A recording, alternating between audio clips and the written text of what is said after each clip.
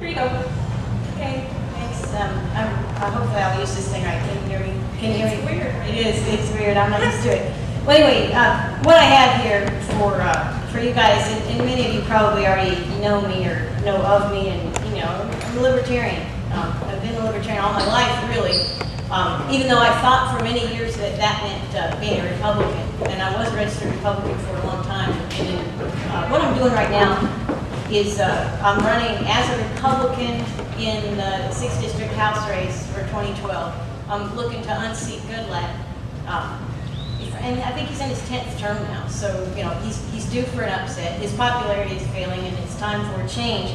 And that change, we shouldn't have to ask for that change because he runs as a small government guy, but he doesn't vote that way. So, you know, this is what we're trying to do. Part of what we want to do is raise awareness and raise the use of the language of liberty, the language of freedom. Ron Paul, contrary to what we heard earlier, that some people haven't heard of Ron Paul. Actually, you know, millions of people have heard of Ron Paul, and Ron Paul has opened up the eyes of many to the language of liberty, the understanding concepts of the free market. He's certainly been single-handedly responsible for educating people about what the Federal Reserve is all about. And so this is just wonderful stuff. People are hungry to hear it, and we're going to use this campaign not just to unseat Goodlatte, but to educate and to confirm, I think, what is in the hearts of many people in the 6th District. So anyway, that's what I'm doing. You have the brochure there, but I'm retired United States Air Force. I'm a professor. I write for LouRockwell.com, and that's probably where most people, if they've heard of me at all, they would have probably seen articles there. I've been writing for him since I retired, since I left the Pentagon. We raise cattle in Shenandoah County. I'm a mother, a grandmother, a wife, a neighbor, and citizen. So that's who I am. I'm just a person who loves liberty and values, values the positions and thoughts and what was in the hearts of the people that founded this country, which we certainly have lost, and it's hard to find it in Washington today. In fact, I hate to say this and be recorded saying this, but I think it's a lost cause. But you know, I'm going to tilt at some windmills here and do what I can. So at least if it is a lost cause, and I'm right about that, at least I can say, well, I tried. I participated in the system. I tried to espouse liberty and free markets and that. So why? I want to bring back constitutional limited government to Washington on behalf of the 6th District. I want to reduce the federal budget, restrain the executive office, lower taxes, eliminate federal regulatory power and scope. And eliminate is a harsh word, but that's exactly what ultimately needs to happen. It's not constitutional what they're doing. And affecting liberty-oriented ideas and policies to 6th District, commerce, agriculture, education, healthcare, and the environment. And these are just general issue areas, and there's more than just that. But that's kind of the idea. Promote liberty, bring back freedom.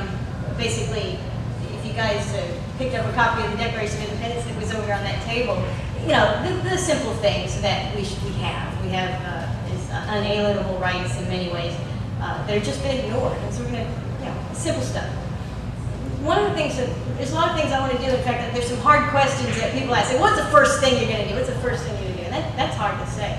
What the first thing is, you know, what is the most important thing? But and so I haven't really determined what the very first thing will be. Maybe it'll be to put the Gadsden flag up. You know, that might be the first thing. I don't know. It has to be something kind of visual. But what I'm going to do is I'm going to read the bills. Okay, any bill that I'm asked to vote on, I'm going to read the thing. I'm going to ensure its constitutionality, at least the best that I can from my reading of the Constitution. And that's a simple person. I'm not a judge. I'm not a historian. I'm going to look at the Constitution. I'm going to look at the bill. And I'm going to see if it matches. If it doesn't match, or the Constitution, which is superior to that as the primary law of the land, doesn't fit, then I'm not going to vote for that bill. And which probably means there's going to be a lot of no votes. You know, that's just the way it's going to be.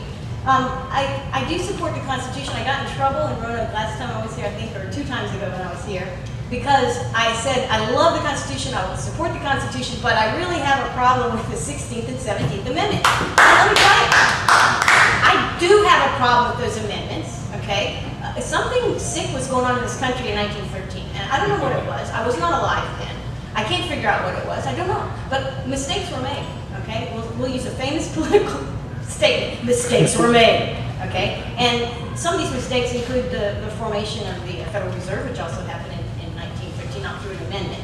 And then the 16th Amendment on income tax, and of course the 17th Amendment, which made called for popular election of our senators. And I want to talk a little more later. You guys probably already know why I would oppose those things and why we want to repeal them. I'm not the only one.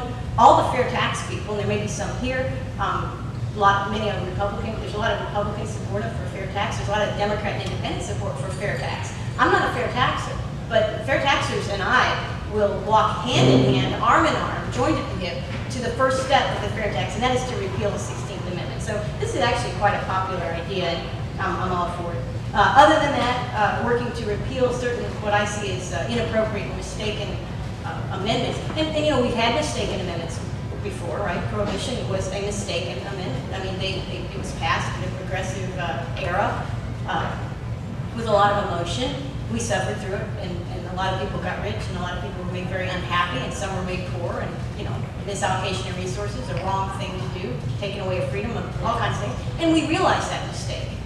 I wasn't around when they did it, but somebody did, the Congress did, and they repealed it. So repealing mistaken amendments is certainly a possibility. We're going to work on that. Okay, my themes for the campaign, my themes for what I will care about as a representing the 6th District as a member of Congress are to reduce,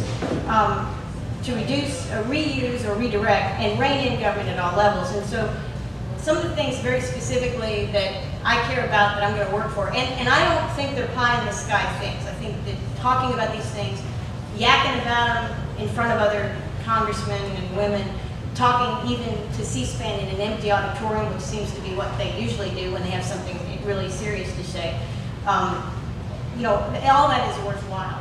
Arguing these points, that's worthwhile. You know, can you get a bill passed? Well, Mr. Goodlatte, I hate to use his name, but certainly for 20 years he's been up there. He's gotten very few of his sponsored bills passed. He's not very successful in getting sponsored legislation passed.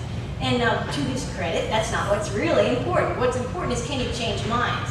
Can you work for something different and something more constitutional? I think there's lots and lots of ways congressmen can do that. But what I'm going to do in terms of reducing, and this may not surprise, I doubt it will surprise any of you, but we want to reduce lots of things. And one of them is the budgets of the Department of Education, Energy, Commerce, Health and Human Services, Agriculture, and others, based on a review of the Constitution and a desire to reduce the overall federal budget.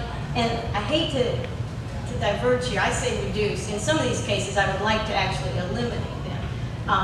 And I think reducing, in my view, is what I criticize my opponent for, and that is his pragmatism, you know, his compromise. So when I use the word reduce, in my book, that is really a compromise. It's a pragmatic approach, because I really would like to see the Department of Education, specifically Energy, Commerce, Health and Human Services, and Agriculture, actually be reduced to zero. And I think that is right. I want to bring up something that you may or may not have read about. I don't know how many people farm here, or farmers anymore. Farmers interested in farming topics? Maybe not. Good. We're all, hey, we like to eat, right? We're all interested in farming. There was an issue just in the news up in Harrisonburg, and it relates to the USDA policy. GIPSA, which is an agency in the Department of Agriculture, which is a huge, as you know, huge department. I mean, it runs the food for the schools, it runs all kinds of things. Food stamps are run out of agriculture. It's huge.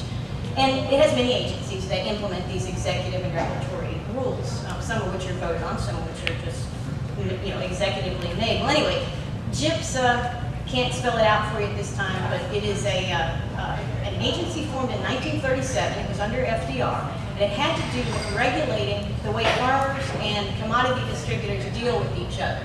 Because there was a lot of thought in the 30s, a lot of thought under FDR, some valid, some not, that workers were being taken advantage of. This is not new.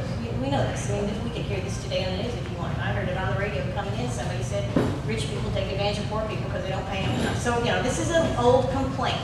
Big policy driver in the 30s.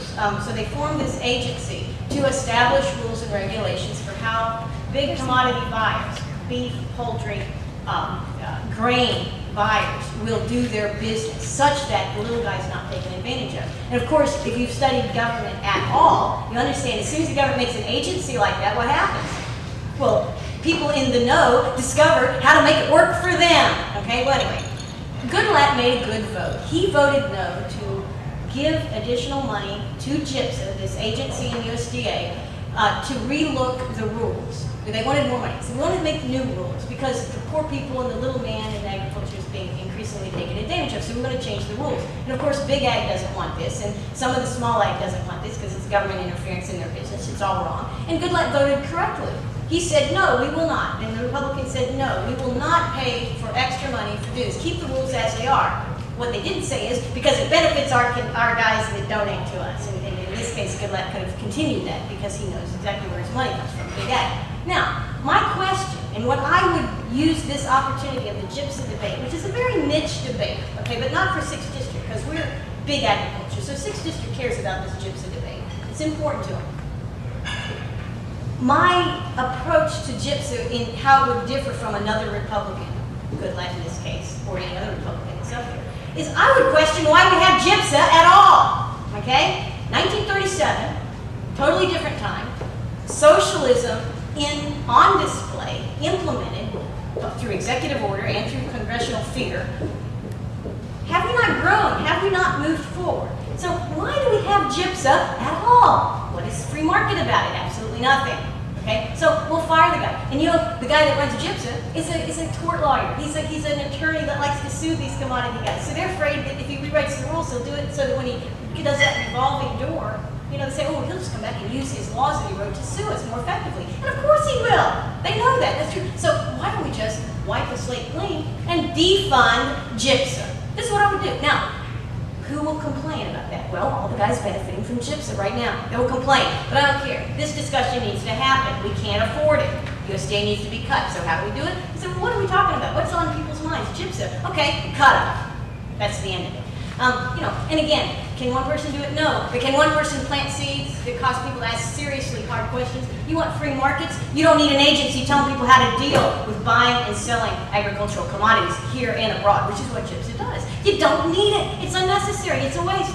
Get rid of it. If you're going broke, these are the things we need to be talking about. Now, I'm not trying to super insult Goodlatte, but does anyone here think Goodlatte would understand even a word of what I just said? I'm not trying, he's a smart dude, but he's a lawyer, he's a pragmatist, he's a compromiser, and he's been up there for 20 years, and he knows what side his bread is buttered on, okay? And I don't. So there you go. This is the choice. And you know, what's going for us in this little example, and other things that I've got here on my agenda, which I think in many ways is our agenda, it's the people's agenda. But we're going broke in this country. So we have the luxury now, which we may not have had before, to really challenge the status quo, to really ask these questions, and to really debate them and argue. And people are smart. They can figure things out for themselves. So anyway, that's a little GIPSA story, just because it's in the news. Other things that we're going to reduce very quickly, Department of Defense budget. Okay, now this is a huge, we could talk for hours and hours on this, but it's going to get cut. It's going to get cut when the government goes broke.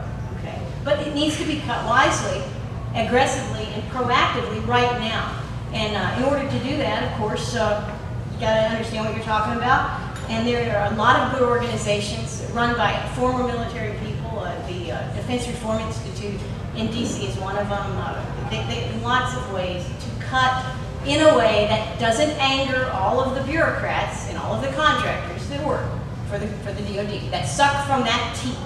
Okay, so we can do this, and we're going to do it. It's going to happen anyway, so let's do it smart. Yes. When we go broke. Yes. Well, that was yesterday. But when we go broke, Yeah. and we're no longer even able to have fake money to pay for stuff. Yeah.